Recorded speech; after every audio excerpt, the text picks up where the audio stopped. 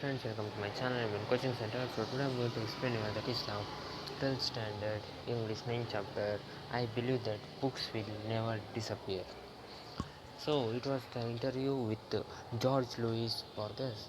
At that time he says, so let us come to the first. So Robert Alifano, what was your first literacy reading, Borges? So a reporter, Robert Alfano, asked to the George Louis Borges. So let us see. So Robert asked George Louis Borges, what was your first literacy for reading the literacy reading books? So George Louis Borges.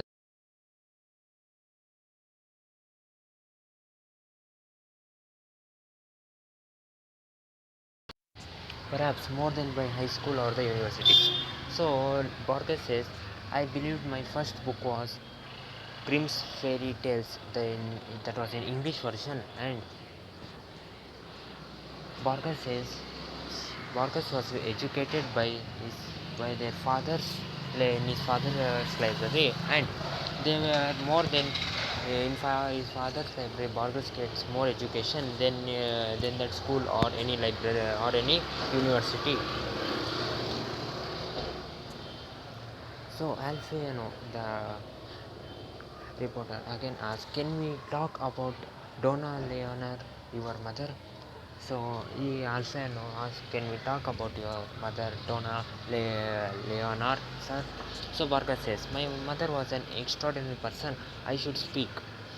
Above all, of her kindness today me, I will teach you a secret of mine. I feel somewhat guilty for not having been a happy man in order to have given her a deserved happiness. I feel guilty. Perhaps I should have been more understanding of her, but I don't know. I suppose that it is true of all children that when our mother dies, we feel that we have taken her for granted, as we do with a moon or a sun or the reason or the season. We feel we have abused her. Before her death, it does not dawn on us.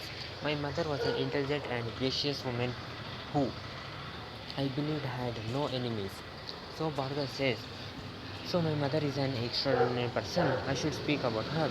Above all, Bhargava says, my mother is very much kindness. I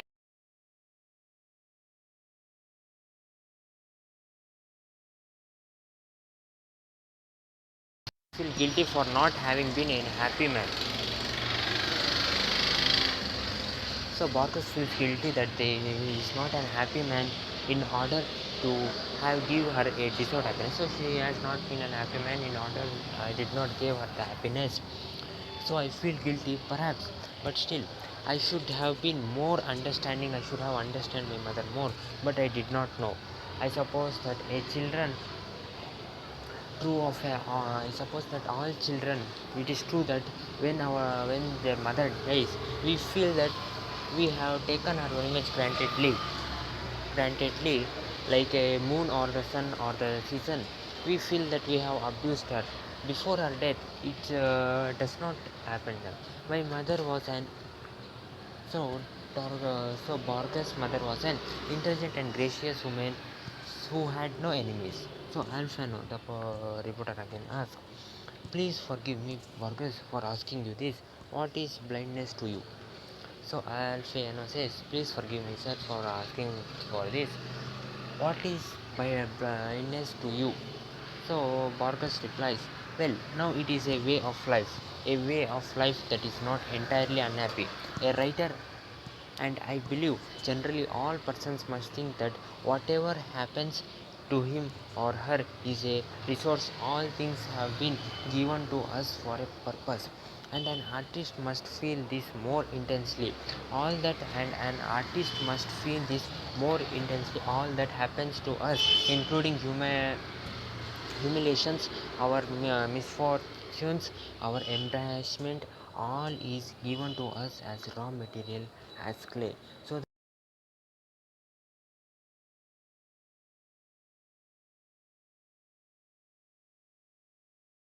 I am living a way of life that is not entirely unhappy in my life, but am a writer, and I believe that generally all person must think that whatever happens in their or her life is like a resource for us.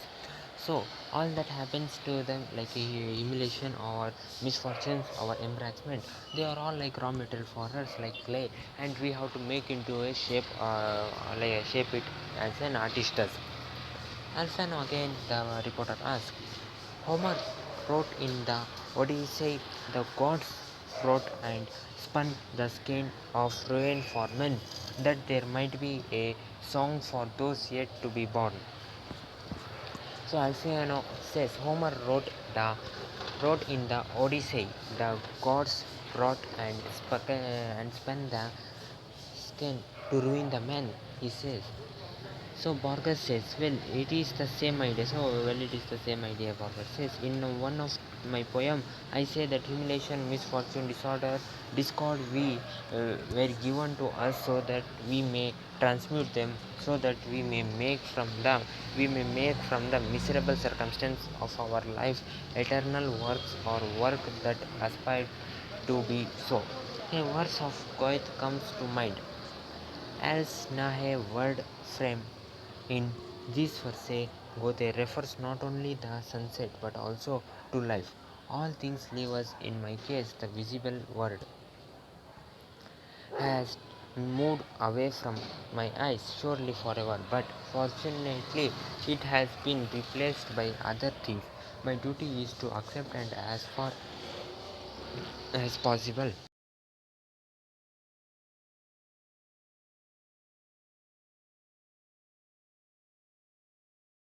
with books, filling my house with books. So Parker says, well, it is the same idea.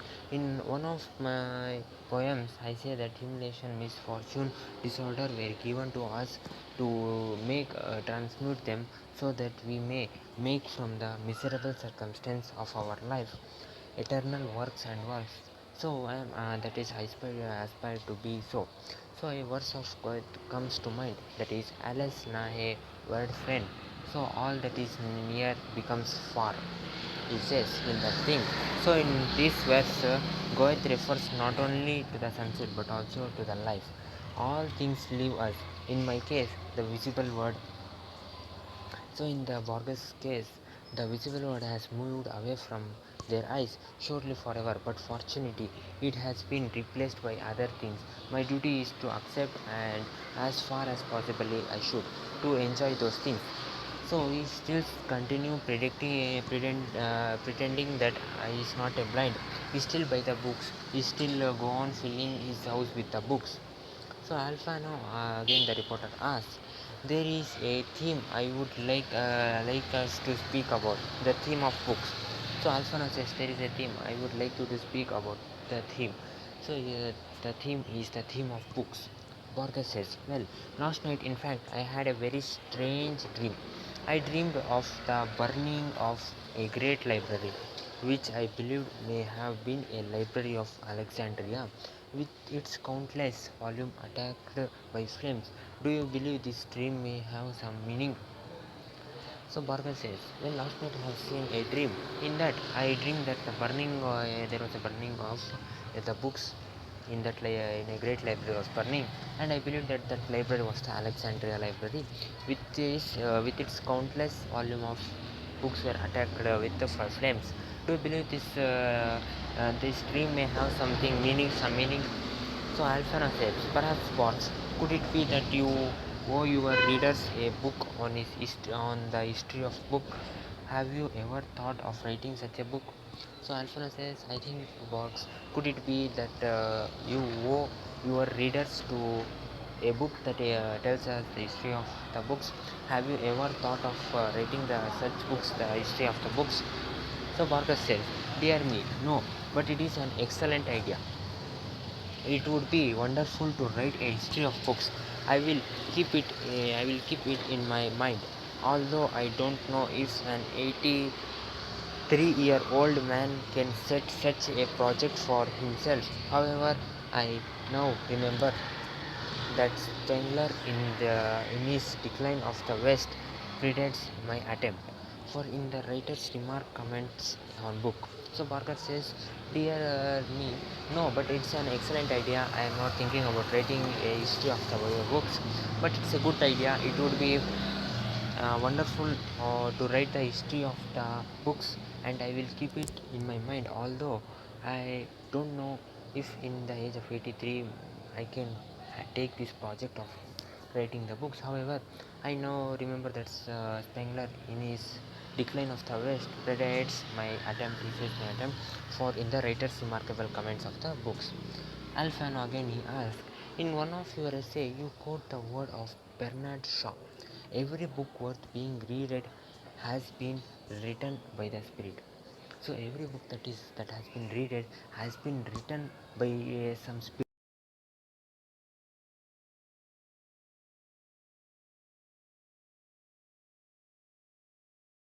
Yes, Vargas says I completely concur with that notation. Since a book goes beyond its author's intention, the author intention is a meager thing, a fallible thing. In a book, in every book, there is a need for something more, which is always mysterious. When we read an ancient book, it is a thought. Though we were reading all times that has passed from the day it was written to our present day. A book can be full of error. We can reject its author opinion, disagree with him or her, but the book always retains something. So Barker says, yes, I completely concur with the notation since a book goes beyond our author's attention, but the author's intention is to meager or the fable things, to tell the fable things. In a book, in every book, there is a need for something more. There is a something more the book needs, and which is always mysterious. So when we read an ancient book, it has though we reading all times passed away from the time passed away, the time passed behind.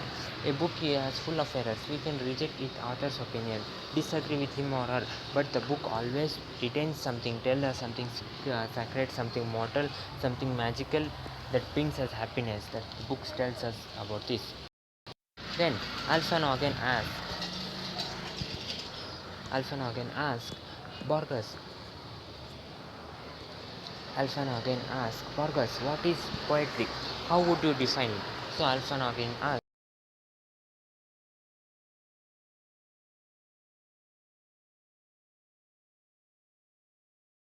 Essential that it cannot be defined without oversimplifying it, or it would be like attempting to define the color yellow, love, and fall of leaves in the autumn. I believe that poetry is the aesthetic act, that poetry is not the poem. So, for the poem may be nothing more than a series of symbols. Poetry, I believe it is the poetic act that takes place when the poet writes it. When the reader reads it, and it always happens in a slightly different manner. When the poetic act takes place, it seems to me that we become aware of it. Poetry is a magical, mysterious, and it unexplainable, although not incomprehensible event.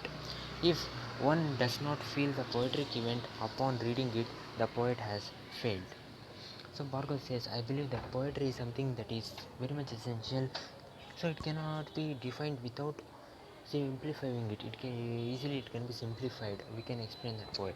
So it would be like attempting like defining the color yellow color, or love, or the fall of leaves in autumn. So the Borges believe that poetry and the fall of poetry is an as it is like act, that poetry is not the poem. The poetry is not the poem. For the poem maybe nothing more than it is like a series of symbols. Poetry is, so poetry, Borges believe that poetry is the poetic act that takes place. The poet writes it, so that takes happens for the poet to write it. It's like a poetic act. So when the readers read that poem, and it always happens slightly in different manner, it happens when readers read it. It's when the poetic act takes place,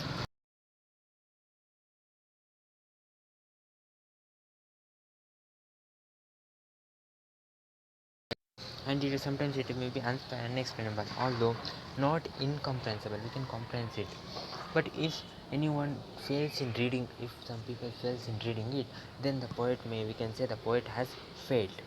Alfano, Marcus, what is important in the art of poetry is finding the precise word.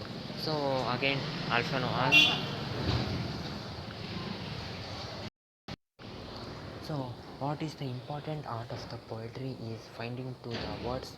So Borges says, to a great extent, those precise words are what elect the emotion. I always remember that wonderful lines in a poem by Emily Dickinson which can exemplify this. The quiet dust was gentlemen and ladies.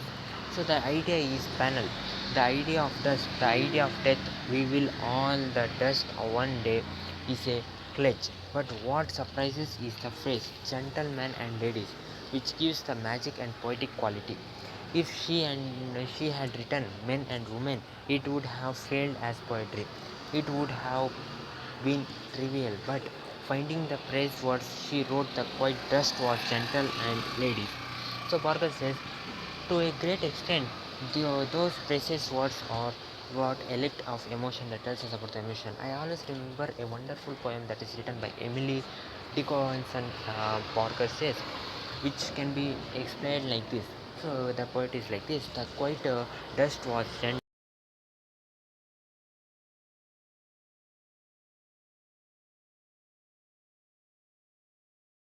Dust one day, so we all will die one day.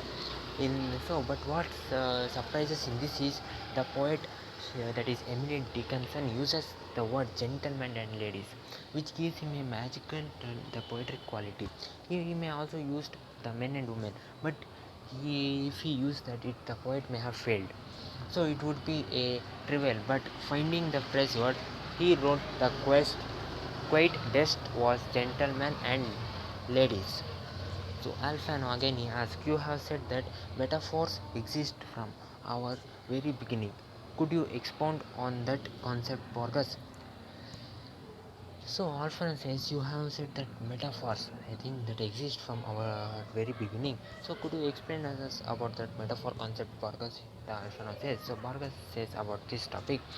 Yes, certainly I believe that metaphors, if they are truly metaphors, exist from the beginning of time, but we express them differently. I occasionally though of them. So yes, I can explain about that. I believe it is from the beginning. So, but we express them differently. I have occasionally said though of reducing all metaphors to 5 or 6, which seems to me to be a essential metaphor. So a metaphor is the pair should be like 5 or 6, which is very much good. So Alfano, what are those metaphors? So Borges, what are those metaphors if we reduce? So Borges says, well, time and a river, life and a dream, death and sleep, star and eye, flower and woman. These would be, I believe, the essential metaphors that are found in all literature. And then there are others that are whimsical. I believe that the poets take task poets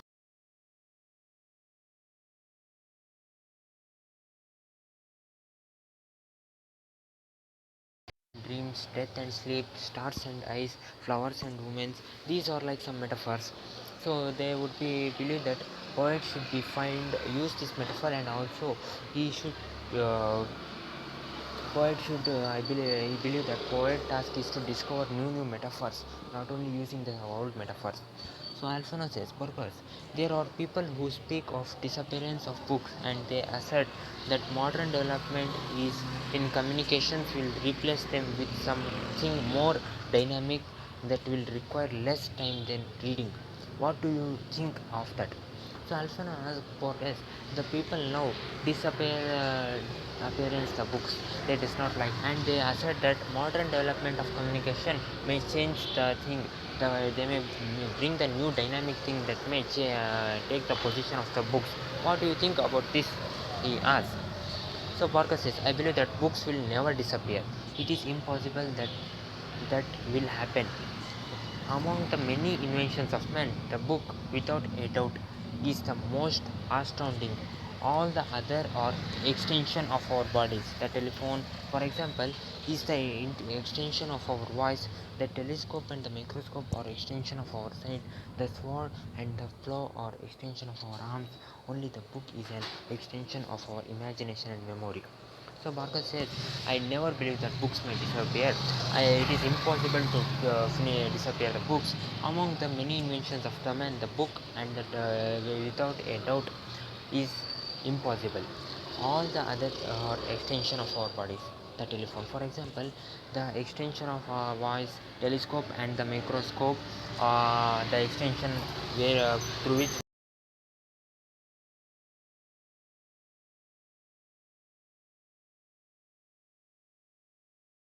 our arms, the sword that we use, it is like extension of our arm. But the book is not extension, it is extension of our imagination that we helps us to imagine the new things, imagine what narrator wants to say in that book or in that para or in that topic. So Alfano, well, you state in an memorable passage that literature is a dream. So Alfano says, well, you say that the memorable passage that literature is like a dream. So Bark says, it is true, literature is a dream, a controlled dream.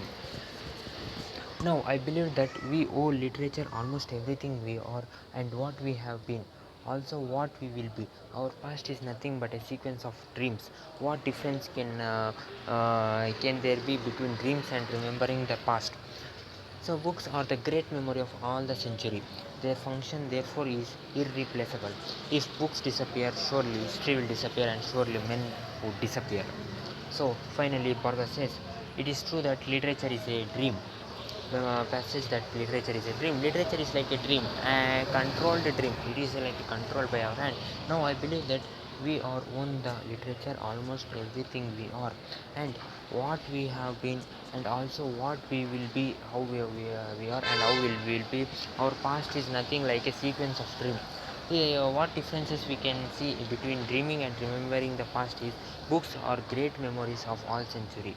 If they function, therefore, if books are irreplaceable.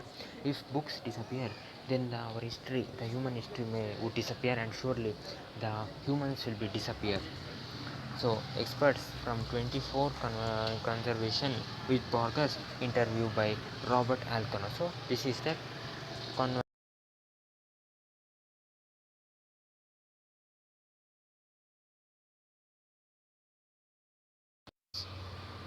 So okay friends, here you can see.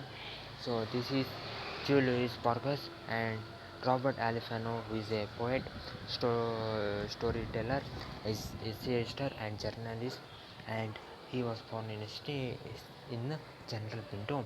And Louis Borges, he was and short story writer, essayist, poet, translator, born in Buenos Aires place, and he translated many of the books. So this was our about the poet and the news reporter or reporter who did the conversation, sorry, who did the conversation. So this was the conversation between the George Louis Borges, and the news reporter Robert Alifano. So okay friends, this was your chapter that I believe that books will never disappear. So like the comment on my video and subscribe my channel and coaching center for more video. I will send my next video explain another chapter. Till then, take care. Have a nice day. Bye my dear friends.